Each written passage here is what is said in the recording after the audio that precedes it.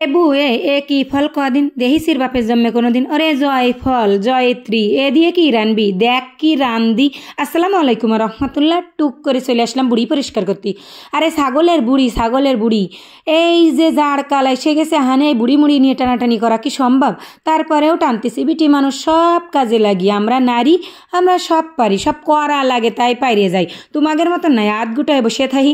তা সহালে এই বুড়ি নিয়ে টানাটানি করতেছি। ছাগলের বুড়িতে একটাই সুবিধা, এরম নাড়ি ধরে টান দিলে ফরফর করে খুলে যায়, আর লাস্টে যায় বড় একটা চর্বি বাহার হয়, ওই চর্বিটা দিয়ে কিন্তু কাজে লাগে। তা দুটো বড়ি পরিষ্কার করতেছি কইরে আজকে তোমাদের বুড়ি রান্ধে দেখাবো আমি কিরা মেরে রান্ধি।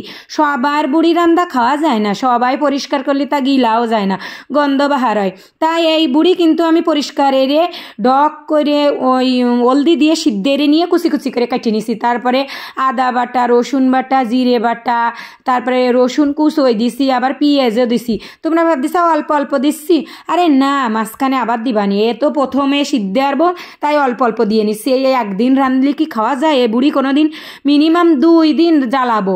তা সব ময় মশলা অল্প অল্প দিয়ে তাই জ্বালাচ্ছি, কারণ কি যে এই বুড়ির গন্ধ একটু মানে গিরান হবে না, সেই সময় কিন্তু চলে আসবে না আমার খোকা বাটি নিয়ে। তা ওই ময় মশলা যদি একেবারে না দিই তাহলে ওইটা কি খাওয়া যাবে না, আর ওর জান থাকবে না তো কড়াইয়ের মধ্যে। এই জন্যে কী করলাম, ময় মশলা দিয়ে সুন্দর এরে জ্বালাচ্ছি। এরে 2 দিন ফেলাই জ্বালাবো বুঝছাও। এই যে জয়ফল আর জয়ত্রী আছে না, ওইটা দিয়ে কেউ কোনো দিন বুড়ি রান্ধি চাও, জয়ফল দিলি আর জয়ত্রী এইটা দিলি না, কি ডহে সিদ্ধ হয়, একদম মেয়ের মতো গলে যায়। তার মধ্যে আবার একটু জিরে বাটা, একটু ধনিয়া বাটাও দিছি, আবার আগেতেই দিয়ে থুইলাম, এইটা আবার পরে দিচ্ছি বুঝছাও। এই একদিন জ্বালানোর পরের দিন আবার এই মশলা বাইটে আবার দিচ্ছি।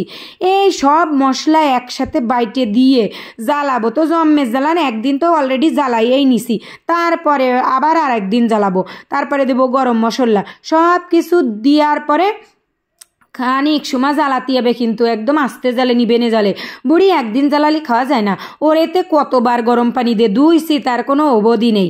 তারপরে আবার বাইসে খুইটে আবার হলদির দিয়ে জ্বালাইয়ে ফেলাই দিছি সেই পানি দিয়ে, তারপরে রাঁধতেছি। বুড়ি যত দুবা ততই মজা লাগবে।